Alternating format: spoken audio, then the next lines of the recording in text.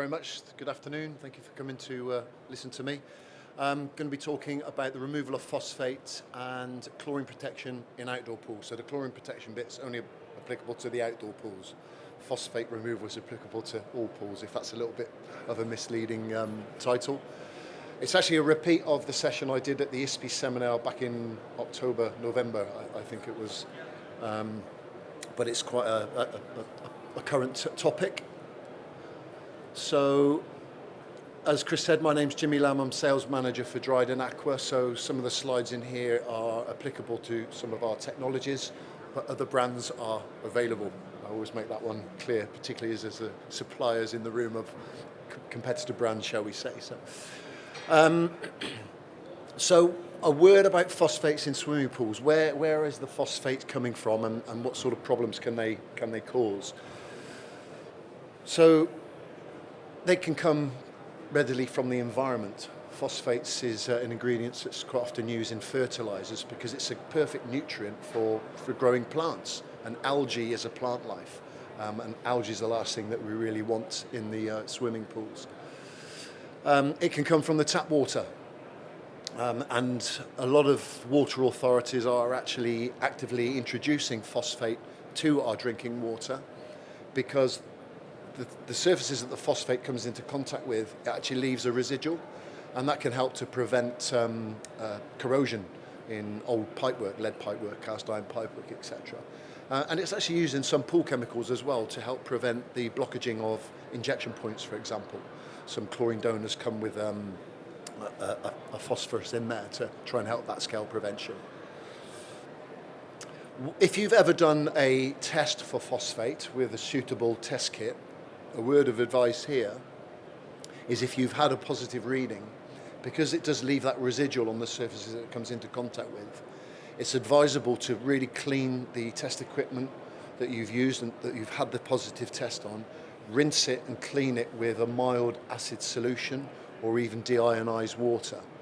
Otherwise, you could then move on to the next test and get a false positive because of the remaining residual in there. So it's really important that you take care of that. Phosphates can also come from us as bathers, from skin cells, bacteria, or from the environment, animals, birds, leaves, pollen, etc. that get blown in from the environment. So it is a vital nutrient for algae. Okay, it's not actually a food for algae, but it's the mechanism to allow bacteria and algae to metabolize nutrients. So by removing the phosphate from the water, you're effectively removing the tools that they need to metabolize the nutrients in the water. So basically, in the absence of phosphates, the cells would just simply die. They won't have that nutrient to be able to survive. So there's two forms of phosphate. There's the free phosphate that are in solution, organic phosphates that are bound up in any organic pollutants, algae and bacteria. So they might not be present in a test because they're already bound. Quite often, you're only really measuring the tip of the iceberg. So if you've got an algae bloom, as you see in the picture on the left there, you've got a huge amount of phosphate that's already bound within the algae cells. And when you shock dose the pool, which is the normal procedure for curing an algae-infested pool, you actually release more phosphate back into the water because you're oxidizing the membrane of the algae cell and you're releasing that phosphate back into the water. So unless you address that quite quickly, the whole process can repeat itself and the algae can quite quickly come back. So a good process on outdoor pools when you're addressing an algae bloom is to, yes, treat it with a good level of chlorine with shock dosing. Make sure you balance the pH. This is always the first rule of pool water treatment. Yeah, it's always pH first and then chlorine. And then use some effective means of removing that phosphate that you've essentially just released back into the water to prevent that algae bloom from returning quite quickly. I prefer to use a photometer, but there are other test strips as well that are available to use. But as I said earlier, make sure you do clean that equipment properly with a mild acidic solution or some deionized water. Exactly what I just said. Okay. Yeah, algae will come back in just a matter of time if left unchecked. So at Dryden Aqua, we approach pool water treatment from a biological perspective, and we like to try and remove the source of all nutrients to reduce the demand on any chemicals that we need to put into the water to make it safe, free of algae, and keep it sparkling clear. It's not really the job of the chlorine to combat the algae. So, as I said earlier, other brands are available, but we have a product called NoPhos, and this is basically a pure lanthanum product. It's a coagulant, and this will help you to remove the phosphate from the water through the process of coagulation. So it will gather the phosphate in the water and bind it, and then help you to capture it out into the filter. So good hydraulics, good turnover of the filter, making sure that the pump's running 24 hours a day until we've really got rid of the problem.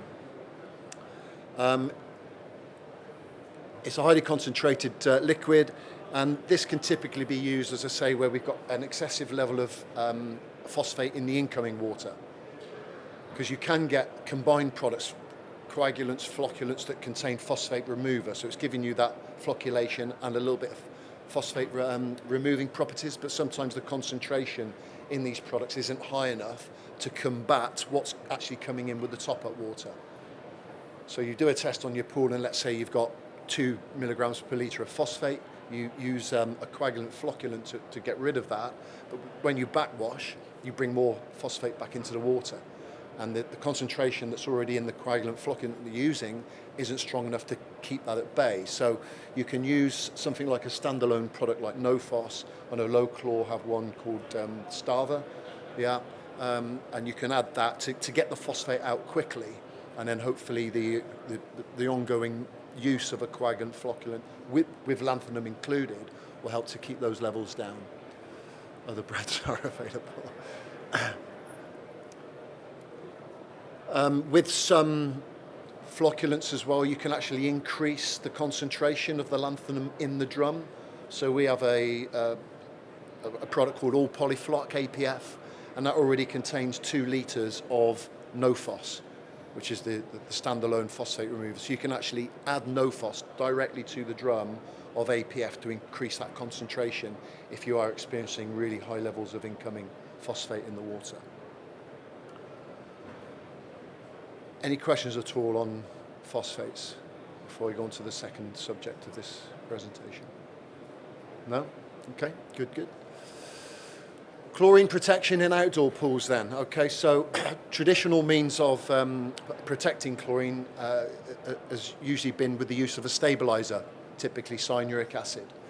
And we get products that already contain cyanuric acid, like stabilized chlorine granules or stabilized chlorine tablets, typically used in domestic applications. We have an alternative that works in a completely different way to cyanuric acid, and I'd like to explain the benefits of that to you over the use of cyanuric acid. So the pros of cyanuric acid is that it does reduce free chlorine destruction, because the biggest UV lamp that we got available to us is the sun. And UV light destroys free chlorine in an outdoor pool in no time through photolysis.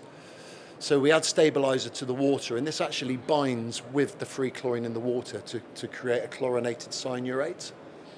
If we have too much cyanuric acid in the water, it binds a lot of the free chlorine together and actually reduces its oxidation potential. So we have to work with elevated levels of free chlorine, typically in the 3 milligrams per litre, maybe up to 5 milligrams per litre, compared to a pool that's not being stabilised, where it would be probably about 1 to 1.5 milligrams per litre of free chlorine. And that's purely because a lot of this free chlorine is actually bound into this molecule as a chlorinated cyanurate. So you can see on this graph here, as the cyanuric acid level rises, the actual efficacy of the chlorine decreases. Yeah, the oxidation power of the chlorine decreases to it gets to a level where the cyanuric acid level is so high. People talk about chlorine lock. Have you ever heard that expression? It actually doesn't exist because that tails and off quite quickly at higher levels. So you still have a little bit of work in. But it's a good term to suggest that all the chlorine in the water is all locked up with the cyanuric acid, and it's not allowed out to do the disinfection work that it's there for. So in these instances, typically where stabilized chlorine granules and tablets are being used, it's a sign that there's not enough dilution going on in that pool. And the only way we can reduce the cyanuric acid is through additions of fresh water. So you can see the sweet spot here. What's this showing? Yeah, chlorine loss without any cyanuric acid within an hour, we've lost 35% from the sun of the free chlorine. At 10 ppm of cyanuric acid, after an hour we've only lost 12%. So you can see it starting to work even at those low levels. 20 ppm of cyanuric acid, we've reduced that loss down to 5%. And then the percentage of increases are marginal as the levels go higher. As you can see there, 30 ppm, it's gone from 5 to 3%. It's a marginal increase in protection. And then 40 ppm, only a 2%. So there's no real gain by adding higher cyanuric acid to try and prevent the chlorine better. So the sweet spot really is between 20 to 30 ppm. And that can reach those levels really, really quickly, as I say, with use of stabilized chlorine granules or of tablets. Because typically what's happening, we bring the chlorine to the water, but we also bring cyanuric acid. Chlorine gets consumed, but the cyanuric acid's still there. It doesn't dissipate. You bring more chlorine, you bring more cyanuric acid. Chlorine gets consumed, cyanuric acid stays. More chlorine, so you've got this going on and on and on. And this is only controlled through dilution. So in instances where we've got a pool that's, let's say, got 120 milligrams per litre of cyanuric acid, even if you want to reduce that by half, you've got to empty half the water in the pool. That's a lot of water.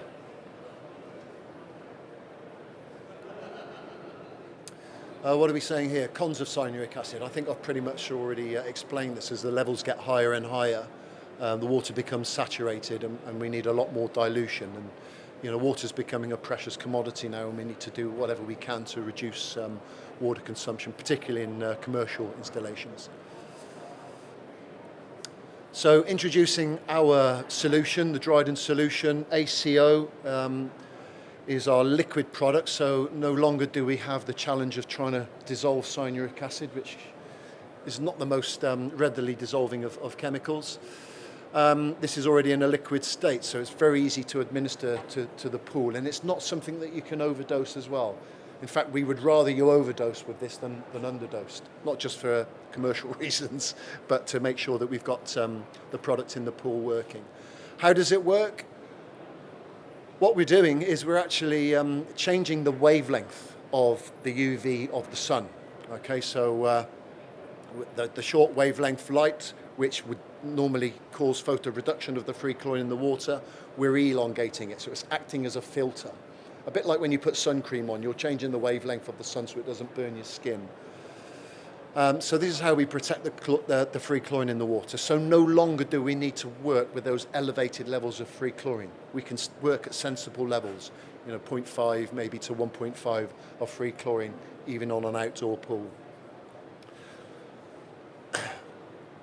It just so happens that the wavelength that we're changing it to actually amplifies the natural power of the sun. We know that UV is a great means of disinfecting water. Medium pressure UV systems are used extensively in the commercial pool market, and low pressure systems as well, because they can control bacteria as well. The way that this works is it's actually disrupting the water molecule, H2O. And when you disrupt a molecule like that, you split the water molecule and you'll release hydroxyl radicals or free radicals. And these got a very high oxidation potential, very short-lived. They're very unstable. You can't measure them, but they've got the highest oxidation potential of any substance. So any organic matter that's within the vicinity will get naturally oxidized by these free radicals. So now not only are we protecting the free chlorine from dissipation from the sun, we're actually reducing the demand on the chlorine by doing some of the chlorine's work for it. Of course, this needs direct exposure to the sun. It's not going to work on an indoor pool or a pool that's in a glass enclosure, for example, because the glass itself will filter the UV of the sun as well, so you won't get the same benefits. It does need direct exposure to the sun. This means it's only going to be working when the cover's open as well, of course. But what we typically see also is a reduction in chloramine concentration as well, and the turbidity is reduced by up to 50% as well. I had it in a pool down near Portsmouth. I think it's closed now. Hillsea Lido. Does anybody know that big outdoor pool? And they suffered from algae bloom across the back wall of the pool that faced the sun for the majority of the day. And the first year they used ACO, they didn't get any algae bloom on that wall.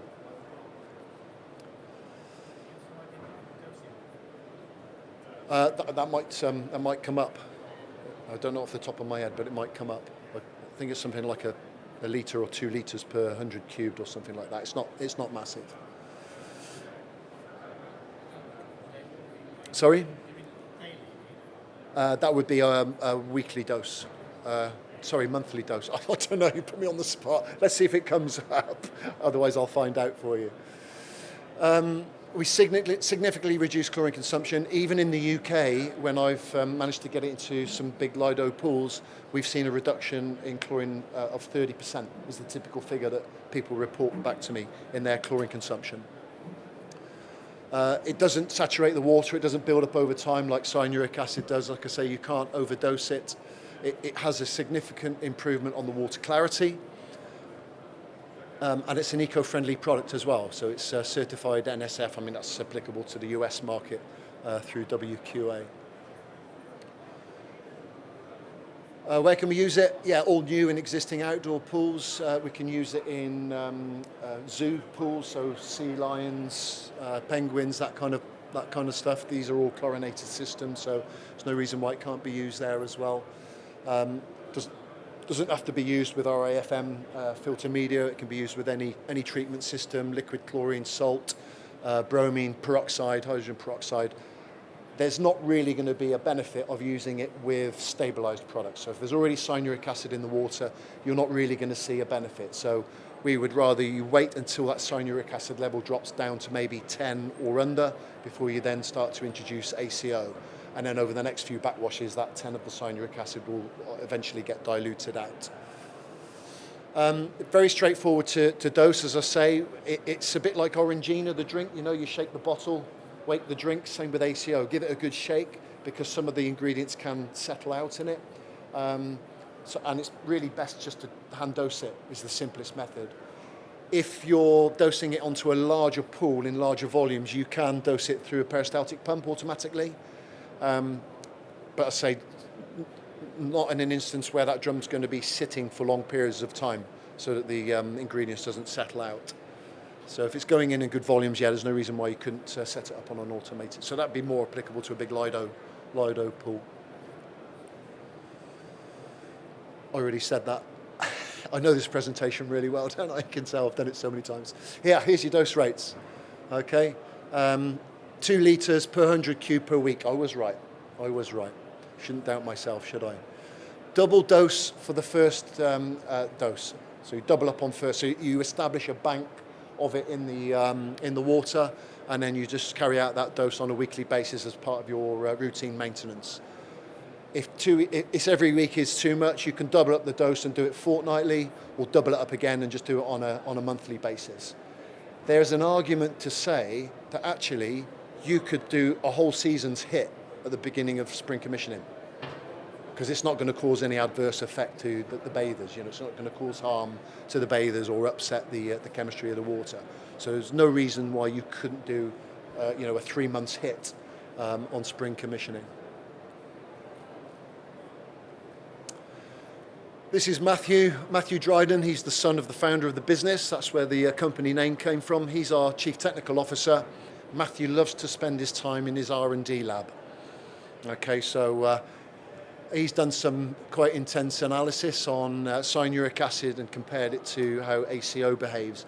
And he basically just took a 1,000-litre IBC, a UV light, UVA and UVB, 160-watt bulb, heaters to warm the water, and a little pump just to circulate the water, get it moving.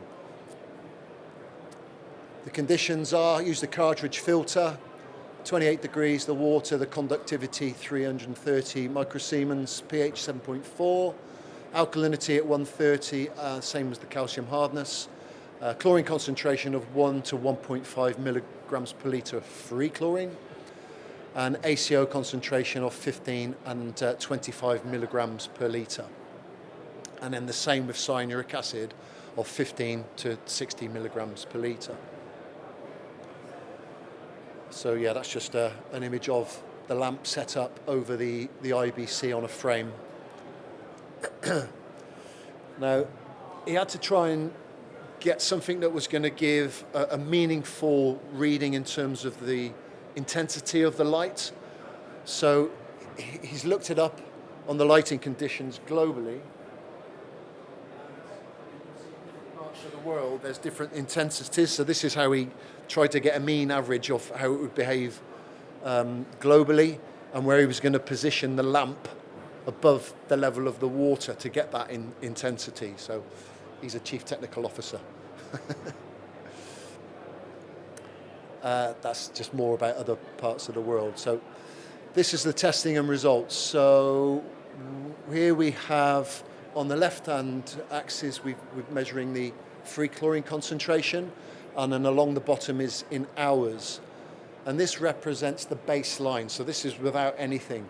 And what this is telling us is the free chlorine concentration, let me get this right now.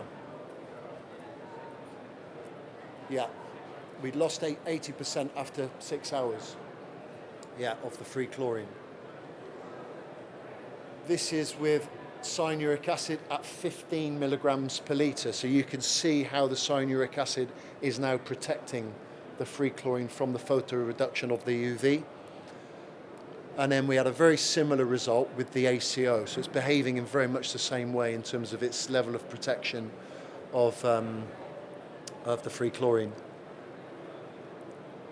This one then is increased the level of cyanuric acid, and you can see we've got a gain on the protection level, and also with the ACO, very similar in terms of the level of protection it's giving. Then he's taken it to, the purple line there is cyanuric acid at 40 milligrams per litre, and then cyanuric acid again, the grey line, at 60 milligrams per litre. So you can see there's further gains to be had. So his summary here then is that ACO and cyanuric acid have a similar efficacy at protecting free chlorine from UV light, as demonstrated in the graphs. But however, unlike the cyanuric acid, ACO ensures that the chlorine remains free. It's not bound, so it's not reducing the oxidation potential of the free chlorine. In fact, quite the opposite in its disruption of the water molecule. So cyanuric acid concentration, cyanuric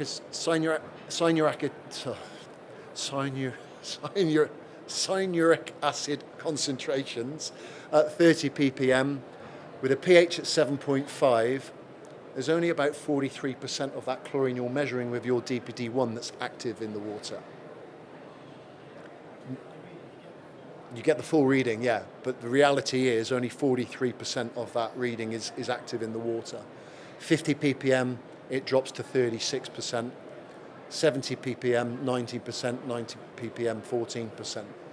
So you can see it really does drop off quite rapidly the higher the level goes. Also, it's worth mentioning here, automatic dosing and control systems will be cloaked by cyanuric acid in the water. Some systems could be quite temperamental when there's cyanuric acid present. we don't have that problem with ACO. It's compatible with all dosing systems on outdoor pools. It won't cause havoc with the electrodes, free chlorine electrodes or redox electrodes. A few case studies around the world. Spain, lots of sunshine in one of my favourite places in Benidorm. Everyone likes the lads' weekend in Benidorm. So yeah, they had a big lagoon-style pool there. Very high chlorine demands, 16 litres per metre cube per year.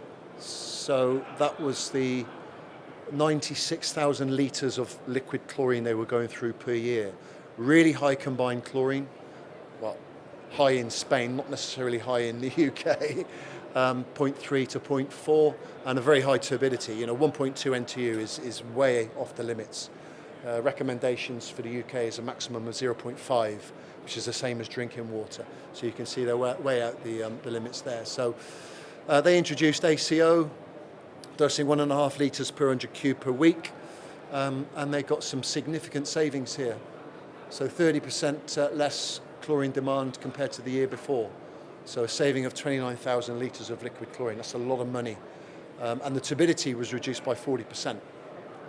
So they were very pleased with the results there. Similar results in Vegas on a couple of applications there at Resorts World, where we're reporting similar savings there on the chlorine. They did their own analysis here, comparing cyanuric acid to ACO. It's always great when the customers do their own analysis and feed it back to us, so it's not coming from the manufacturer. Bamboo pool, where was this? This is in the States as well. Yeah, again, huge reduction in chlorine savings. I won't dwell too much on it. Another one. This is one a bit closer to home. This is one that I carried out some years ago now. I hasten to add, when I was working for the distributor of Dryden Aqua, Pollitt Pool Group, now with Golden Coast.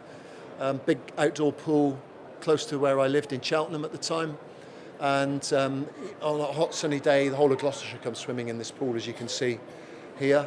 And the manager at the time, he struggled every year with algae bloom halfway down the pool because it's really poor turnover in this pool. And he was trickle feeding liquid algicide, phosphate removers, all sorts to try and combat the problem here. Calcium hypochlorite, PAC, and sulfuric acid. So I said, look, please, you've got to try this product. It's new to me. I need a bit of a case study. I'll give you the product. Don't pay me until you've realised the savings in your chlorine. So he started off at the beginning. This is 2016. That's how long ago it was now. Crikey, it's nearly 10 years ago, isn't it? And then we compared his chemical consumption to the previous season. And we calculated that we reduced his calcium hypochlorite consumption by 35%. That in turn reduced his acid consumption, and we saved them about £8,000 just in that first year. So he was really pleased, and he paid the invoice straight away. I gave it to him, but I asked him to pay for it once he'd saved the money on his chlorine. Yeah. Not everything in life is free. Sorry? Oh, it was insignificant. It was about 500 or 600 quid. Yeah, it was insignificant. They then rolled it out to the small pool, and that was the first year that he didn't get the algae bloom halfway down the pool as well. I already said that. ACO won't mask or cloak the electrodes on a dosing system. So just to summarise then, ACO reduces chlorine consumption by an average of 50%. We're seeing 30% in the UK. Hey, we don't get the sunshine that they get in Benidorm or Vegas. But that's still a significant figure and a lot of money's worth to these commercial pool operators. Protects the chlorine from the sun as good as cyanuric acid at the same concentration, but without reducing the oxidation power of the chlorine. It stays free and doesn't mask ORP probes and doesn't build up over time so that you need to do excessive amounts of dilution to control the level. Any questions? Okay,